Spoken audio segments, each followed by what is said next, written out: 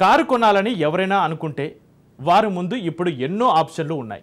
రకరకాల కంపెనీలకు చెందిన కార్లు అందుబాటులో ఉన్నాయి. కానీ 1990లో ఊహించుకోండి, అప్పట్లో ఓ కంపెనీ మాత్రం ప్రపంచం నలుమూలల్లో కనిపించేది. అదే నిస్సాన్. ఫస్ట్ అండ్ ఫ్యూరియస్లో నిస్సాన్ కార్లు దుమ్ము రేపడం చాలామందికి తెలిసే ఉంటుంది.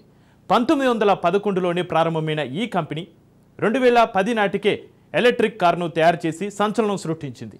మార్కెట్లో ఆధునిక కాలానికి అనుగుణంగా అద్భుతమైన కార్లను తయారు చేసి తనదైన మార్క్ను సృష్టించుకుంది. ఎంతో ఘన చరిత్ర ఉన్న ఆ కంపెనీ తాజాగా దివాలా దిశగా అడుగులు వేస్తోంది. అసలు ఆ కంపెనీకి ఏమైంది? ఎందుకు దివాలా దిశగా వెళ్తోంది? Watch the story. జపాన్కు చెందిన నిస్సాన్ కార్ల కంపెనీకి ఏమైంది? 2010లోనే ఈవీలు తెచ్చిన నిస్సాన్ ఎందుకు విఫలమైంది? దిగ్గజ కంపెనీలు ఎందుకు మార్కెట్లో రాణించడం లేదు? ఆటోమేకర్ కంపెనీ నిస్సాన్ గురించి మీరు ఎప్పుడైనా విన్నారా? ఒకప్పుడు ప్రపంచంలోనే ఏ మూలన చూసినా ఈ కంపెనీకి చెందిన కార్లే కనిపించేవి. ప్రత్యేకించి ఫాస్ట్ అండ్ ఫ్యూరియస్ సినిమాలో ఈ కార్లు హైలైట్గా ఉంటాయి. సినిమాలతో పాటు కాన్సోల్ గేమ్స్లోనూ మెగాజిన్లలో బొమ్మల్లో ఈ కార్లే కనిపిస్తాయి. ఎంతో ఘనచరిత్ర ఉన్న ఈ నిస్సాన్ కంపెనీ ఇప్పుడు వెంటిలేటర్పై ఉంది. 2025 నాటికి ఈ కంపెనీ ఉంటుందో లేదో అన్న పరిస్థితులు నెలకొన్నాయి. ఈ విషయం ఎవరూ చెప్పరు. నిస్సాన్ కంపెనీకి చెందిన సీనియర్ ఎగ్జిక్యూటివ్ తాజాగా కీలక వ్యాఖ్యలు చేశాడు. కంపెనీ మరో 12 నుంచి 14 నెలలు మాత్రమే మనుగడ సాగించగలదని ఆవేదన వ్యక్తం చేశాడు. సంక్షోభంలో చిక్కుకున్న ఈ జపాన్ కార్ల తయారీ కంపెనీకు భారీ పెట్టుబడిదారీ అవసరం. లేదంటే ఆ కంపెనీ దివాలా తీయడం ఖాయం. నిస్సాన్కు కష్టకాలం దాపురించిందని సంస్థ సీఈఓ మాకోటో ఉచిడా వాపోయాడు. ప్రస్తుతం కంపెనీ నష్టాల్లో సాగుతున్నందున 9,000 మంది ఉద్యోగులను తొలగించనున్నట్టు ఉచిడా తెలిపాడు. ఇప్పటికే కార్ల ఉత్పత్తిని 20% తగ్గించాలని నిర్ణయించినట్టు ఉచిడా తెలిపాడు. తన జీతానికి కూడా కోత విధిస్తున్నట్టు వెల్లడించాడు. కంపెనీ సీఈఓనే స్వయంగా తన జీతాన్ని సగానికి తగ్గించుకున్నాడు. కార్ల తయారీ కంపెనీ నిస్సాన్ను కష్టాల నుంచి గట్టెక్కించాలంటే $260 కోట్ల అవసరం.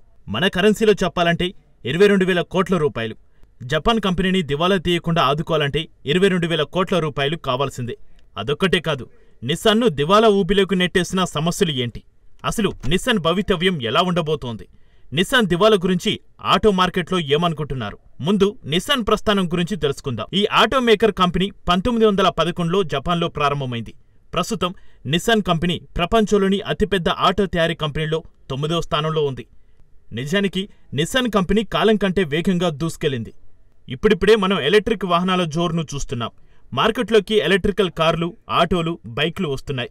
కానీ 2010 నాడే నిస్సాన్ ఎలక్ట్రిక్ కారును తయారు చేసిందంటే ఆశ్చర్యం కలగక మానదు. 14 ఏళ్ల క్రితం ఆ సంస్థ తయారు చేసిన ఎలక్ట్రిక్ కార్కు నిస్సాన్ లీఫ్ అనే పేరును పెట్టారు. అంతేకాకుండా అమెరికా, చైనాలో ఈ కార్లకు విపరీతమైన క్రేజ్ ఉండేది. ఈ రెండు అతిపెద్ద మార్కెట్లో నిస్సాన్ టాప్లో ఉండేది. నిన్న మొన్నటి వరకు ఓ వెలుగు వెలిగిన నిస్సాన్ కంపెనీకి ఏమైంది? కార్ల తయారీ కంపెనీ నిస్సాన్ను 3 సమస్యలు వెంటాడాయి. మొదటిది నాయకత్వం. 18 ఏళ్లుగా ఈ కంపెనీకి ఒకే వ్యక్తి నాయకత్వం వహిస్తున్నాడు. అతడి పేరు కార్లోస్ గేన్. 2018లో అతడిని జపాన్లో అరెస్టు చేశారు. నిస్సాన్లో ఆర్థిక అవకతవకలకు పాల్పడినట్టు ఆరోపణలు వచ్చాయి. గేన్ను జపాన్లో గృహ నిర్బంధం విధించారు. ఆ తర్వాత అతడు జపాన్ నుంచి లెబనాన్కు పారిపోయాడు. అది కూడా విమానంలో ఓ బాక్సులో దాక్కుని పరారయ్యాడు. గేన్ ఎపిసోడ్ నిస్సాన్ కంపెనీని భారీగా దెబ్బకొట్టింది. గేన్ తర్వాత కంపెనీ బాధ్యతలను చేపట్టిన వారు నిస్సాన్ ప్రతిష్టను పునరుద్ధరించలేకపోయారు. సరైన నాయకత్వం లేని కారణంగా కంపెనీ సమస్యలను ఎదుర్కొంది. ఇదే నిస్సాన్ పతనానికి ప్రధాన కారణం. ఇక రెండో సమస్య ఏమిటంటే ఎలక్ట్రికల్ కార్లు. మార్కెట్లోకి ఈవీ కార్లను సమర్థవంతంగా నిస్సాన్ తీసుకెళ్లలేకపోయింది. 2010లోనే ఎలక్ట్రిక్ కార్లను తీసుకొచ్చినా ఎక్కడా ఆ కంపెనీ పేరే వినబడం లేదు. టెస్లా, చైనా కంపెనీల పోటీని నిస్సాన్ తట్టుకోలేకపోయింది. ఎందుకు అంటే ఎలక్ట్రికల్ కార్లలో నిస్సాన్ వాడుతున్న డిజైన్, టెక్నాలజీ పాతది. ప్లాస్ నిస్సాన్ వద్ద హైబ్రిడ్ మోడల్స్ లేవు. హైబ్రిడ్ మోడల్ కార్లు అంటే ఏమిటి? బ్యాటరీతో పాటు చమురుతో కూడా నడిచే కార్లను హైబ్రిడ్ మోడల్ కార్లు అంటారు. నిస్సాన్ కేవలం ఎలక్ట్రికల్ కార్లను తయారు చేస్తుంది. 2010 సమయంలో ఎలక్ట్రికల్ కార్లు చాలా ఖరీదైనవి. అందుకే చాలా మంది హైబ్రిడ్ కార్లకు ప్రాధాన్యమిచ్చారు. ఫలితంగా నిస్సాన్ మార్కెట్లో రాణించలేకపోయింది. దీంతో నిస్సాన్ కార్ల విక్రయాలు పడిపోయాయి. నిస్సాన్ గతేడాది 33 లక్షల వాహనాలను విక్రయించింది. 2017 నాటితో పోలిస్తే 2023లో విక్రయాలు 40% పడిపోయాయి. ఆ కంపెనీ షేర్ల ధరలు కూడా అలాగే పతనమయ్యాయి. గత 5 ఏళ్లలో నిస్సాన్ మార్కెట్ ధర 47% పడిపోయింది. ఒక దశాబ్దంలోనే ఏకంగా $3,000 కోట్ల మార్కెట్ సంపదను ఆ సంస్థ కోల్పోయింది. ఇక మూడో సమస్య ఏమిటో చూద్దాం. ప్రధాన భాగస్వాములు పెట్టుబడిదారులు నిస్సాన్కు దూరమయ్యారు.